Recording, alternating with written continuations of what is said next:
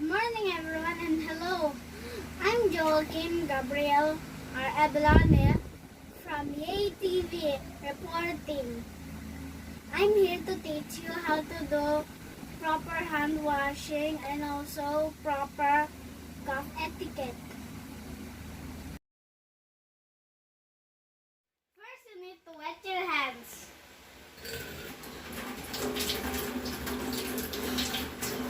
Take enough soap and rub your hands palm to palm.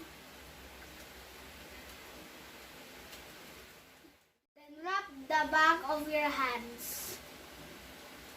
Then rub your fingers interlace. Step the back of your fingers.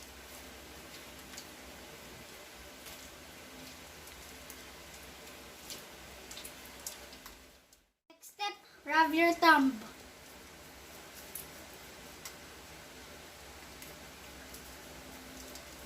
Step, rub your fingers to your palm.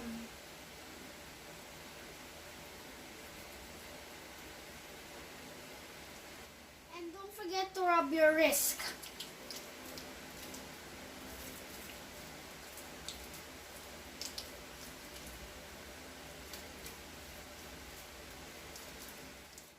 Next step, rinse your hands properly, then dry them up.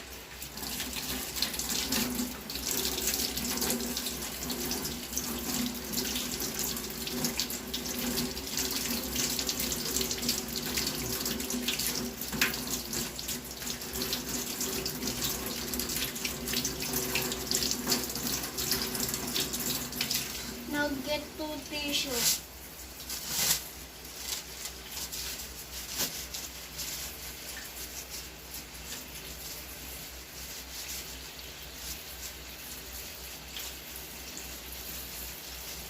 Dry your hands.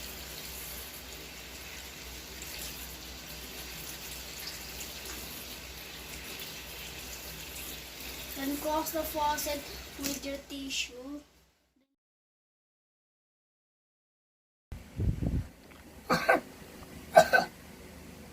That is the wrong way. If you have a handkerchief or a tissue, use to cover your mouth. That's the proper way. If you don't have any, use your